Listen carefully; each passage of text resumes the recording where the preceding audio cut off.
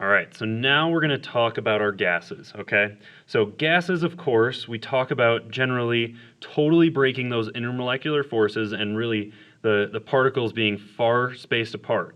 So if they're really far spaced apart, what they end up doing is they end up following the ideal gas law, okay? So all of our particles are really far apart, right? They're moving at certain speeds, and depending on that speed, that's going to be our temperature, okay?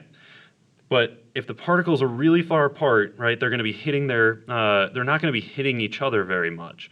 So what ends up happening is they all kind of behave in a similar manner, okay? So our ideal gas law is PV equals nRT. So P stands for pressure, V stands for volume, N is our number of moles,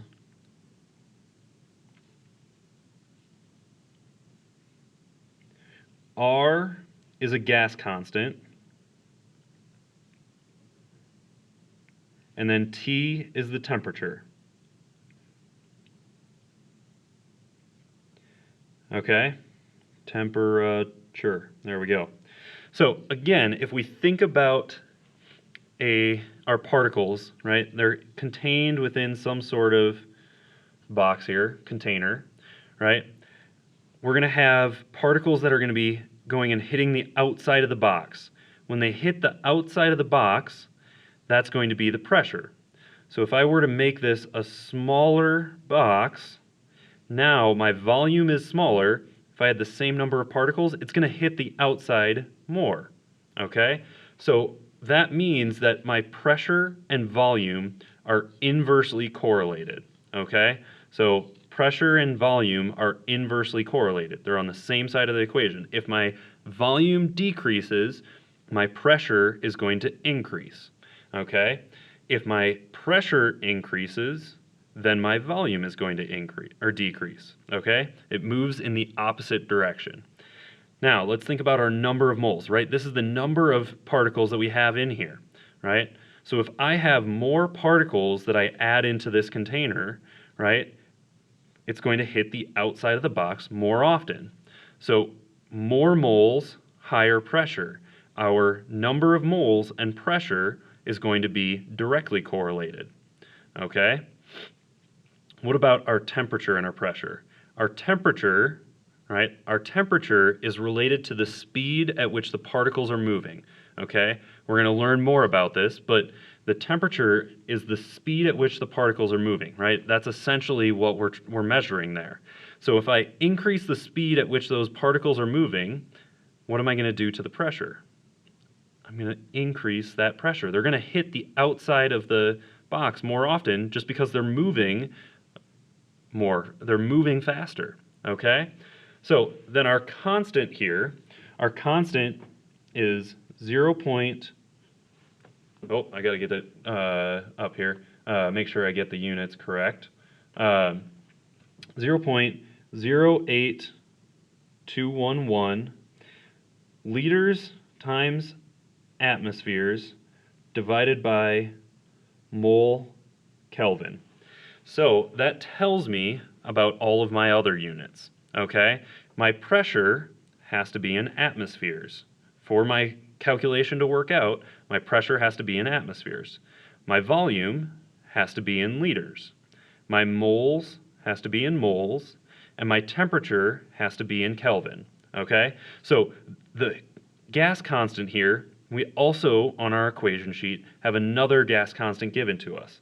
That other gas constant has different units, okay? So depending on the units that we have for our gas constant, right, that tells us what units we have to have for our other pieces here, our other variables, okay?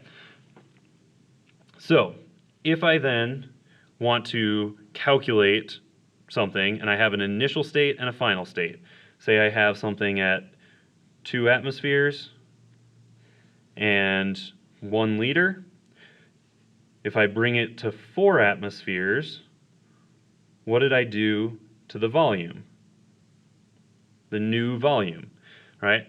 So again, we can just look pressure and volume, okay? So what my equation is that P1 times V1 would have to be equal to P2 times V2, okay? Again, they are inversely correlated. So if I increase one of them, I have to decrease the other. So 2 times 1 is 4 times what? 2 times 1 equals 4 times x. If I do this calculation now, right, x is going to be equal to 0.5 liters. Okay, so I've cut my volume in half, which results in my pressure being twice as high. Okay, we can do the same sort of problems with any other relationship, right?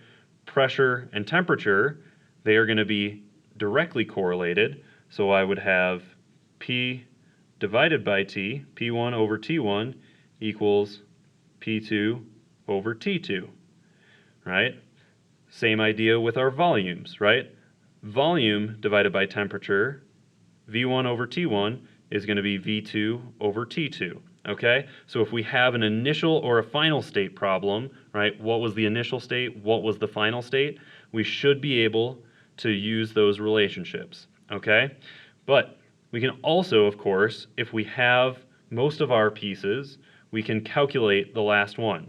Okay, so if I am just calculating the pressure for something, right, I can rearrange my equation, and if I have the volume, the number of moles, gas constant, and the temperature, I can calculate pressure.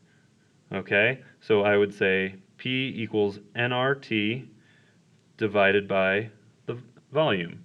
Okay, so an example of this would be that I have 15 moles of oxygen in a 50-liter tank